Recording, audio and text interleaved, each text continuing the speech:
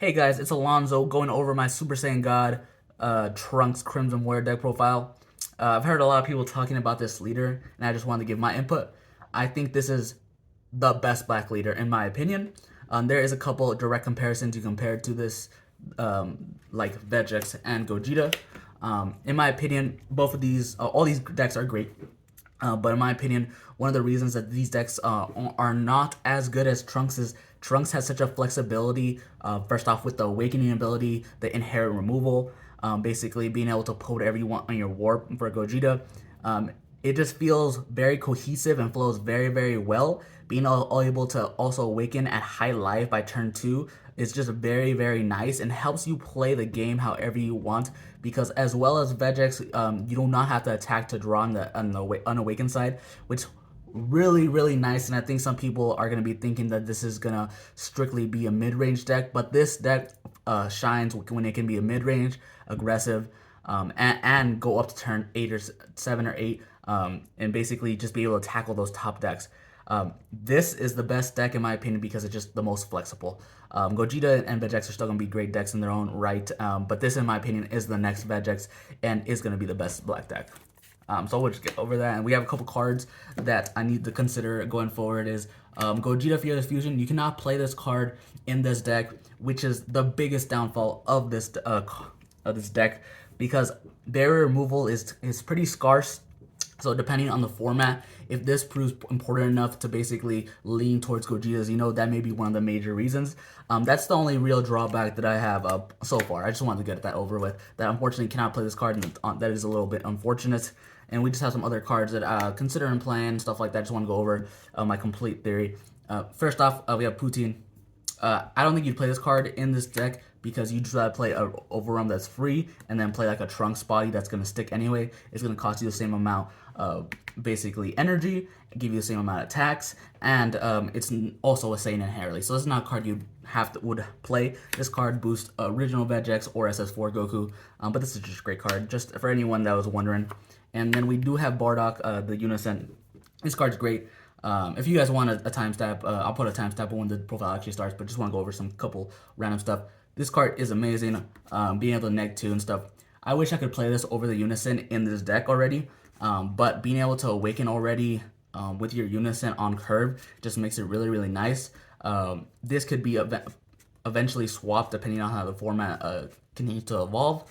But for right now, this is a card that we are not playing. But this card is really, really good and definitely could go in the future depending on the format. Secret Identity, there's no Secret Identity in the deck. Great card, but we have other ways to remove our leader inherently remove stuff. So this is a great card, but also the format dependent. But right now, it's completely fine.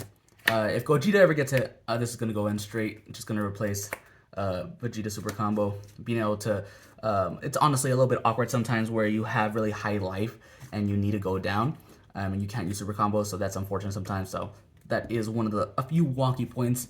And then we do play Super Kamehameha in the main deck.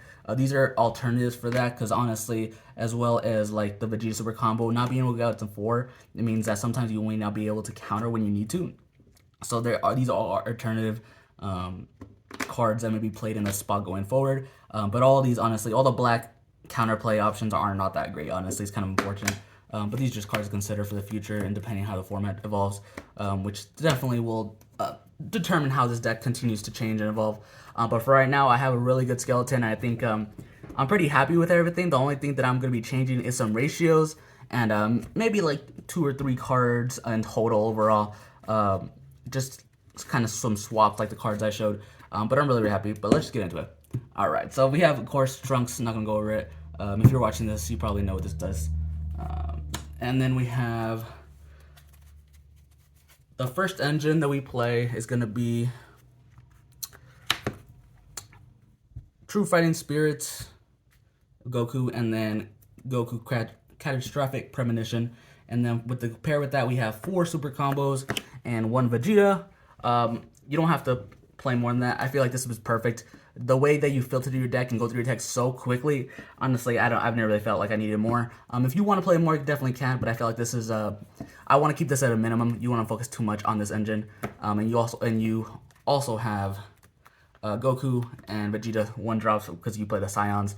This gives you more names, so I think it's been perfectly fine. Wouldn't have to up and increase those numbers. I think that's perfectly fine. And that's the Gogeta engine because we have to play Gogeta. Unfortunately, this card is just too strong. Honestly, I kind of wish this card didn't exist and it was just not on black. This kind of curves the way your deck is built a lot, and unfortunately, it is what it is. But yeah, the card's just so strong that you have to build your deck around it if you're playing back and play a lot of cards for it, which is kind of unfortunate. But yeah, we're playing this right now. If it ever gets hit, then this deck is going to go even more wide open, which is honestly going to be kind of exciting when that does happen eventually. So if it ever does get hit, black is definitely not dead. But it is very strong, of course. And then for the extra cards and tools, just random tools that we have, encounters, we have 2 Kamehameha. Just a good card. You want to be making some sort of counter plays, especially against yellow who plays repose and stuff like that. You need some kind of answer. We play that. We play 3 Power Burst and 3 Support of the Dark Empire, Token Negate. Basically, I know some people aren't even playing any Power Burst, but you always want to be going in aggressively. One of the best advantages of this deck is you can push in with all your energy, always tap out. Usually, like, especially if you go first, you can tap out all the way to turn 4, and sometimes you still have like 6 life because they're clearing your board, and you need to awaken sometimes. So when they attack, you're going to be power bursting, take life, and then token again to take life to go down to 4. That's why we play 3 and 3, a good split. You don't want to see the same one. It's actually perfect if you see 1 and 1. So that's why you're doing it. And of course, just hard negates is best. And the reason that we play this and we don't actually play any of the kind negate is because these are free. That's one of the best advantages. You can always tap out with this deck basically in the earlier turns and basically just play free negates. And if you can play really aggressively, sometimes in the late game, if they haven't taken you down to life and they're taking care of your board, you play really, really aggressively like at 6 energy, and you can have these and just literally fall back on these, and it's perfectly fine.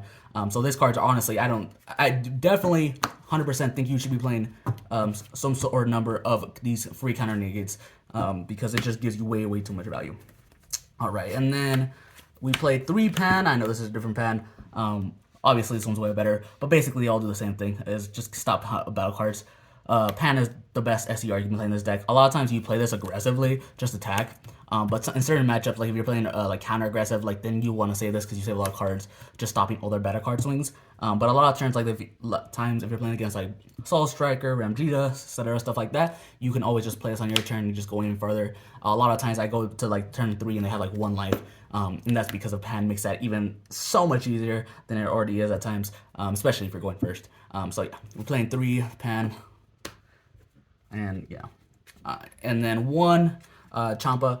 You have a lot of cards that double strike like Gogeta. You don't need more than that. You draw so much, especially with a lot of the cards. Like you played also Goku. That's like the 1-drop of double strike.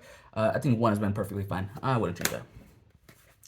All right, and now we go to the meat and potatoes of the deck. We have 3 Scions, 4 Exclusive Proxy, that's the last one's in the mill, and 4, I'm going to rearrange this. Alright, so 4 of the free Gohan, 4 of the free Goten, and then 3 Scions. These are your turn 1 plays. You always want to be seeing these. You always want to basically push this down on turn 1. You want to be seeing at least 2 of these by turn 2 because that gives you a lot of pressure, especially you always want to see this. The reason we are playing 3, this space is a little bit tight. We are playing 60, but we have everything exactly how we need to. We have 16 cards that aren't Saiyan, so we don't want to go over that threshold to miss that curve of awakening when we want to. So we're keeping it down at 16 out of 60 cards to make sure that we're not going over basically the 1 in 3 chance of not having Saiyans when you're warping off cards like this. So yeah, but this is also a card you can see and draw. You have to warp for your leader to play these. This is you can draw off your leader and still play. But you want to see 2 cards, basically 2 of these on your turn 2. So that's why we play a lot of these. And these cards are just so good, and people are sleeping on these cards so bad. Scions, amazing aggressive, gets you Gogeta chain, gets you 3 cards. You can start overwhelming. This card just honestly super great. 4 Goten, amazing. People are sleeping on these cards so much. These cards should have limit 1. A lot of times in specific matchups, I will not be attacking my leader at all. I'm going to be playing this turn 1, playing, let's go over this right now. The Kai, we just play 7 Unisons. You need to be playing a minimum of 6 Unisons in this deck because you need to see Unison because you're really Unison-centric. But yeah, at least 6. But anyway, we play these so we can awaken on curve. That's why these are for. Literally all this does is awaken us on curve. This puts on these all put in like pressure, and this gives our draws and puts in pressure as well. But yeah, this card is amazing. Turn 1, you want to play this. Turn 2, you want to play this. Turn still on your turn 2, when you awaken, you want to play another one of these, and you're gonna be using the Spirit Boost and to get crit, and you're gonna be dual critting them. That's the best case scenario in certain matchups. Let's say like you're playing like a Black Mirror, that they're gonna be losing so much value. They don't want to give you that card, and they want to take the life. Especially like sometimes people want to awaken and get down to 4, and they'll easily take those life in the beginning of the game, and they're basically forced to just take that crit. So that's why this card is amazing. I love this card. Goten is really, really good. Puts in so much work in the early game. Gohan is super good in the late game as well. Of course, it also, a lot of times if you play this in the early game, you're not blocking with this. You just go full aggressive, depending on the match and what you're playing. But a lot of times you can play this still, turn 2, then start attacking with your blockers. And if you're playing like certain matchups, let's say Android 7 or Soul Striker and the Android 17U, they can clear your hand, you can live and stuff, and the next turn you literally can pay 4 and play all these guys when you're at like 7 energy. And even though they wiped your hand, this basically one of the biggest advantages of this deck is you have an entire extra hand that's just your warp, which is these cards and the other like Trunks pieces. So it's like ridiculous. But this is an amazing early game. This is an amazing late game, and still really good early game. So like people are sleeping these. You have to max out on these for sure. There's like no wiggle room on any of these cards right here. And then we play 2 Trunks, 3 SSG Trunks. I know it's not SPR. I don't like SPRs. That's just me though. But yeah, card's great. We don't play 2 of this because you don't always play this. It is really good because it's double strike 1, which is honestly really great when you need it. But you don't need to play it all the time. A lot of times you'll be playing this and then Gogeta, or this, and you'll have some kind of overwhelm that costs energy, or you need to basically be playing one of your blockers or whatever you want to do. So usually you're always playing this, Gogeta or something else. You usually are not playing this, so that's why we only play 2. But this is still an amazing card, and sometimes it comes in clutch. Like let's say you have 1 more energy and you just attack with Grow Strike. It's always on call, always an additional card. And sometimes when you don't have these, you can have this. I see people playing 4. You go through your deck so much. Honestly, I've never felt like I needed 4.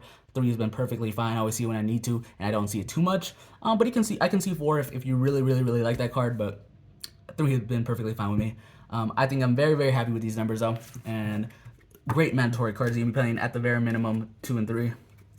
All right, and then we got the last portion of the deck is the overwhelm. This is what makes the deck basically continue to just put in pressure. It just gives you a lot of free value with all the other stuff that you have, and it just makes it really, really good. So of course we have, all right, we have 4 Trunks, 2 Revived. I'm just gonna put all these together so I can kind of explain. 1 Tenacious and Dual Attack Bardock, and then we play 4 SS4 Goku Beyond All Limits. So we play 8 overwhelms that don't lose us any hand advantage, because there's certain times that we need to just play an overwhelm to basically get our warp, our drop back into our warp, like any of the free cards, like Gohan and stuff. Basically any of those cards that you want in the warp to play, sometimes we just need them to get in the warp. So that's why we want to have cards that we don't lose advantage of. But we also have cards like these 4 overwhelms that are still very good utility in certain circumstances and do put in a lot of work. I always play 1 Tenacious. Basically now with this in the pans, you have at least 4 cards to stop battle cards. That's a very good number. You don't need that all the time, especially against decks like Yellow. But I always love this card in the main. And then we have 1 Dual Attack Bardock, because sometimes you also want to push in aggressively, and having the 1 is really, really nice. And of course, we can always add it back with Beyond All Limits, because we're going to be playing Beyond All Limits in the late game mostly over and over again. So basically you're going to be keeping these and adding back these with this. And then we play 2 Revived and 4 Trunks. These are the early game cards. These are the cards you want to be playing with the Unison. Where is it at? You want to be playing with Scions. You want to be playing both of these cards with Scions. So you attack, pop, and then this 1 card in the drop, and you have your 2 Saiyans. Now you combo those off, and now you have 3 in your drop. You can overwhelm. This is going to help you awaken, accelerate your awaken, and push in aggressively. This card is going to be milling you 3, helping you see cards that you need to, and putting in that crit pressure. And then this card is going to be arranging your drop and warp area. So that's why we play 6, because you want to see it in the early game, especially in specific hands. And sometimes you'll have Trunks, and you'll attack once, and it gives you 3, and you can go into this. Sometimes, I feel like one mistake that people were doing a lot that I feel like is definitely incorrect is when you play this, you don't have to make a big overwhelm all the time. like you can attack over them and then attack again and then put the 3. That's one of the best things you can do because you'll go 3, you'll attack, put 3 cards in your drop, you use a small overwhelm. Now attack again, you'll have 3 cards in your overwhelm, and then you drop a Gogeta. Now you have 5 cards in your drop. Now you still have your attacks, of course, so you have your overwhelm, your Trunks, your Gogeta, but you have 5 cards in your drop. That's really important because now you can power burst without having to drop any extra cards, and it just happens all naturally. That's why we play a lot of the small drops, because that helps that those hands where we want to do that specifically, because if we're stuck on a high life, it kind of hurts us. So we need to be able to have that specific drop area to play exactly how we want to. I feel like this deck has a higher skill cap than Gogeta and needs to be played very specifically to really get the most out of it and really like punish your opponent for like doing anything.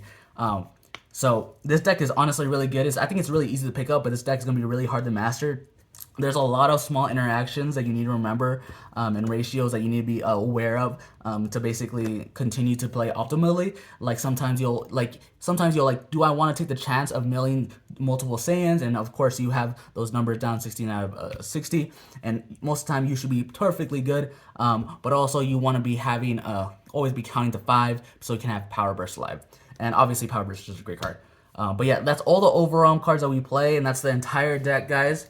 I've been spending a lot of time building it and playing it. I've been super happy with it. If you guys have any questions, concerns, anything like that, just let me know. And definitely want to talk about it and make this deck even better. But yeah, thanks for watching, guys. You have a good one.